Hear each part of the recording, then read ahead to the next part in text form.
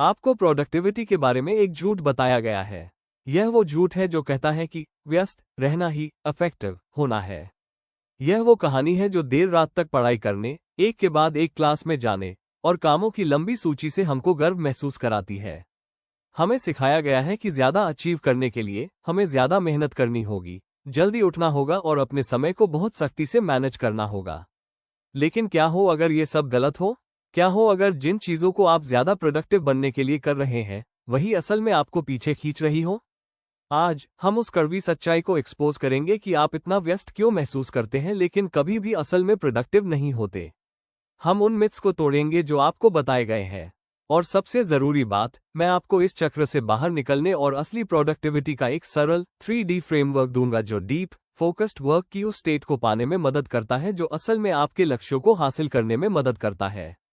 आप दिन के आखिर में पूरी तरह से थक जाते हैं।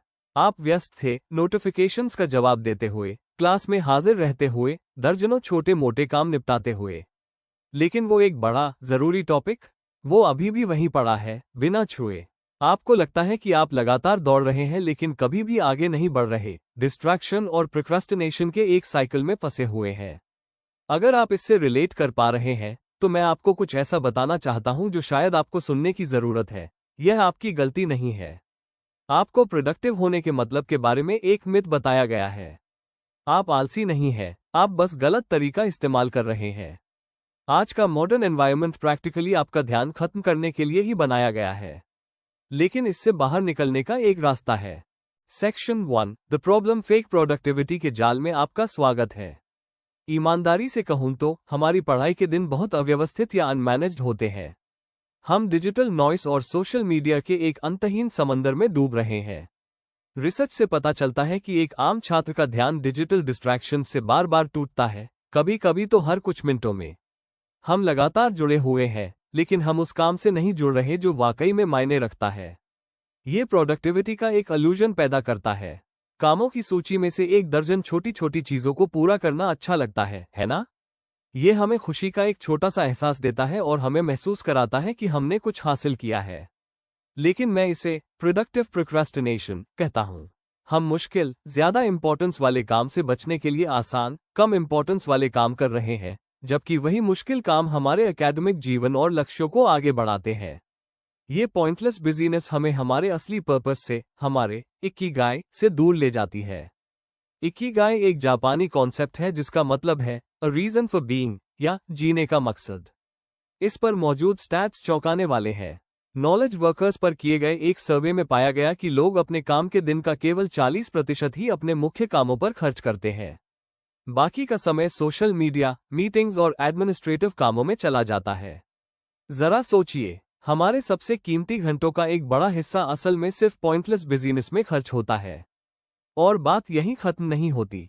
हम बार बार आने वाली इंटरप्शंस के क्राइसिस का सामना कर रहे हैं। आप न केवल इंटरप्शन में लगने वाला समय खो रहे हैं, आप वो समय भी खो रहे हैं जो वापस काम पर ध्यान लगाने में लगता है। ये फेक प्रोडक्टिविटी का साइकिल है। यह नोटिफिकेशंस का जवाब देने, इनबॉक्स जीरो करने और फालतू की क्लास में हाजिर रहने का एक ऐसा गोल चक्कर है जिसमें आप बस घूमते रहते हैं। यह आपको थका हुआ, चिंतित और यह सोचने पर मजबूर कर देता है कि आपका दिन कहाँ गया। ये फेलियर के लिए बनाया गया एक सिस्टम है और अब इससे फ्री होने का समय आ गया है। Section 2, the new approach productivity के सबसे बड़े झूठ को एक्सपोज करना। सबसे बड़ा झूठ जो हमें बताया गया है वो ये है कि मल्टीटास्किंग एक स्किल है। हम इसे अपने रिज्यूम में लिखते हैं। हम एक साथ 5 काम संभालने पर गर्व महसूस करते हैं। लेकिन साइंस बिल्कुल साफ कहता है, असल में मल्टीटास्किंग एक मिथ है। हमारे दिमाग इसके लिए नहीं बने हैं। जब हम सोचते हैं कि हम मल्टीटास्क कर रहे हैं, तो हम असल में बहुत तेजी से एक काम से दूसरे काम पर जा रहे होते हैं। और इसकी एक बहुत बड़ी मेंटल कॉस्ट चुकानी पड़ती है। रिसर्च ने लगातार दिखाया है कि जब हम एक साथ 2 या 2 से अधिक काम करने की कोशिश करते हैं तो हमारी परफॉर्मेंस 40% तक गिर जाती है। यह कोई छोटी मोटी गिरावट नहीं है, यह इफेक्टिव होने की एबिलिटी में एक डेविस्टेटिंग ड्रॉप है। ये पूरे 5 दिन के हफ्ते काम करने जैसा है, लेकिन असल में काम केवल 3 दिनों के बराबर ही पूरा होता है। हर बार जब आप काम बदलते हैं, एक रिपोर्ट लिखने से लेकर एक ईमेल देखने तक, आपके दिमाग को एक कॉन्टेक्स्ट से हटना पड़ता है और एक नया कॉन्टेक्स्ट लोड करना पड़ता है। स्टडीज से पता चलता है कि एक इंटरप्शन के बाद डीप फोकस की स्टेट में लौटने में औसतन 23 मिनट लग सकते हैं। तो आपके इनबॉक्स पर डाली गई वो 30 सेकंड की एक नज़र आपको पीक मेंटल परफॉर्मेंस के लगभग आधे घंटे का नुकसान पहुंचा सकती है। ऐसा कुछ बार करें और आपका पूरा दिन उथले बिखरे हुए अटेंशन का एक वेस्टलैंड बन जाता है। यही समस्या की जड़ है। हम एक ऐसी कल्चर में रहते हैं जो रिजल्ट्स के बजाय रिस्पॉन्सिवनेस को रिवॉर्ड देती है। हमसे उम्मीद की जाती है कि हम संदेशों का तुरंत जवाब दें और हर समय ऑनलाइन उपलब्ध रहें। यह वो चीज बनाता है जिसे कैल न्यूपोर्ट अपनी शानदार किताब डीप वर्क के लेखक शैलो वर्क की कल्चर कहते हैं। ऐसे काम जिनमें ज्यादा मेंटल एफर्ट नहीं लगती और अक्सर ध्यान भटकने के दौरान किए जाते हैं। असली प्रोडक्टिविटी जो आपको अच्छे अंक दिलाती है और असली वैल्यू पैदा करती है, इसके ठीक उलट है। ये डीप वर्क है, बिना किसी डिस्ट्रैक्शन के फोकस की स्टेट में की जाने वाली प्रोफेशनल एक्टिविटीज जो आपकी कॉग्निटिव एबिलिटीज को उनकी लिमिट तक पुश करती है। यहीं पर ब्रेक थ्रूज मिलते हैं। और अगर आप एक काम से दूसरे पर कूद रहे हैं तो आप डीप वर्क नहीं कर सकते। दोनों एक साथ नहीं हो सकते। सेक्शन 3 द सॉल्यूशन पार्ट 1 आपकी बायोलॉजी की कड़वी सच्चाई। तो हम इसे कैसे ठीक करें? पहला कदम अपने ही बायोलॉजी के बारे में एक कड़वी लेकिन लिबरेटिंग सच्चाई को स्वीकार करना है। आप एक मशीन नहीं है। आप लगातार 8 घंटे चालू नहीं रह सकते। हसल कल्चर जो सुबह से शाम तक काम करने का महिमामंडन करती है, वो न केवल अनसस्टेनेबल है बल्कि एक्टिवली काउंटर प्रोडक्टिव है। साइंटिफिक रिसर्च से पता चलता है कि ज्यादातर लोगों के लिए हाई क्वालिटी गहरा दिमागी काम करने की एबिलिटी हर दिन लगभग 3 या 4 घंटे तक ही लिमिटेड होती है। बस इतना ही, आपका बाकी दिन उन शैलो कामों के लिए बेहतर है।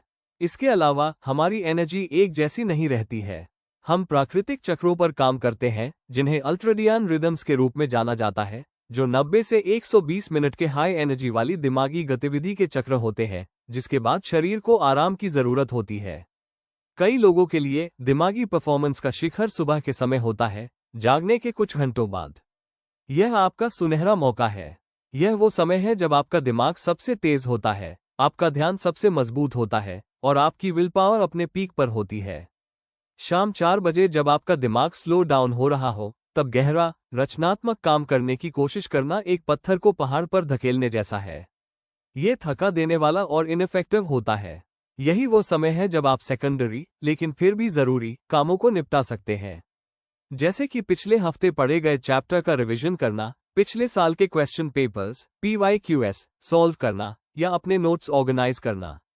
ये काम डीप फोकस की मांग नहीं करते, लेकिन आपकी तैयारी के लिए बहुत जरूरी है। इन्हें अपने कम एनर्जी वाले समय में शेड्यूल करके आप बिना बर्नआउट के भी लगातार प्रोग्रेस करते रहते हैं। सेक्शन 4 द सॉल्यूशन पार्ट 2 असली प्रोडक्टिविटी का 3D फ्रेमवर्क। अब जब हम समस्या और बायोलॉजिकल सच्चाई को समझ गए हैं, तो आइए आपको व्यस्तता के जाल से बाहर निकालने के लिए एक पावरफुल 3 डायमेंशनल सिस्टम बनाएं। ये सिस्टम 3 डायमेंशंस पर बनी है: गोल की हाइट, फोकस की डेप्थ और एफर्ट की length. Dimension 1 height of goal. सबसे ज्यादा प्रोडक्टिव लोग अपने दिन की शुरुआत रिएक्ट करके नहीं करते हैं। वे योजना बनाकर शुरू करते हैं, अपने दिन के लिए एक क्लियर हाइट तय करते हैं। लेकिन ये कोई भी लक्ष्य नहीं है, यह आपके पर्पस से जुड़ा होना चाहिए। यहीं पर इकिगाई का जापानी कॉन्सेप्ट काम आता है, जिसका मतलब है अ रीजन फॉर बीइंग या जीने का मकसद। ये 4 चीजों के इंटरसेक्शन पर पाया जाता है। वो जो आप करना पसंद करते हैं, वो जिसमें आप अच्छे हैं, दुनिया को जिसकी जरूरत है, और वो जो आपके लंबे समय के लक्ष्यों में कंट्रीब्यूट करे। इसे ऐसे करें: अपने दिन की शुरुआत में अपने ईमेल या फोन पर नजर डालने से पहले एक कागज का टुकड़ा निकालें। अपने आप से एक सरल सवाल पूछें: आज मैं कौन सा सबसे जरूरी काम पूरा कर सकता हूं जो मुझे मेरे इकिगाई या मेरे बड़े पर्पस के करीब ले जाएगा? उस एक चीज को पहचानें। 5 नहीं, 10 नहीं, बस एक। यह आपके दिन का टारगेट है, आपका सबसे जरूरी काम। यह वो काम है जिसे आप अपनी सबसे ज्यादा एनर्जी वाले समय के दौरान करेंगे। इसके बाद आप 2 या 3 सेकेंडरी ऑब्जेक्टिव लिख सकते हैं, जैसे चैप्टर 5 का रिवीजन या 20 PYQs सॉल्व करना। ये आपके शैलो वर्क के घंटे भरेंगे। अपने मुख्य उद्देश्य को परिभाषित करके आप क्लैरिटी की एक हाइट बनाते हैं और खुद को दूसरों की प्रायोरिटीज के भंवर में खिंचने से रोकते हैं। Dimension 2 depth of focus. एक बार जब आप अपने लक्ष्य की हाइट तय कर लेते हैं, तो आपको फोकस की डेप्थ में गोता लगाने की जरूरत होती है। इसका मतलब है शैलो डिस्ट्रैक्शंस के खिलाफ एक किला बनाना। इसके लिए एक पावरफुल तरीका पोमोडोरो टेक्निक है।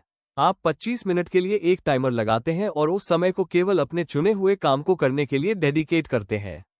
कोई ईमेल नहीं, कोई सोशल मीडिया नहीं, कोई फोन की नोटिफिकेशन नहीं। ये छोटी सी कमिटमेंट आपको गहराई में जाने में मदद करती है। जब टाइमर बंद हो जाता है तो आप 5 मिनट का विराम लेते हैं।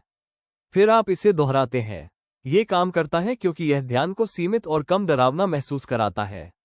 आप 3 घंटे के लिए नहीं, बल्कि बस 25 मिनट के शुद्ध गहरे ध्यान के लिए कमिटेड हो रहे हैं। इन फोकस ब्लॉक्स के दौरान स्ट्रिक्ट बने। अपने फोन की नोटिफिकेशंस बंद कर दें। अपना ईमेल टैब बंद कर दें। अपने दोस्तों और घरवालों को बता दें कि आप उपलब्ध नहीं हैं।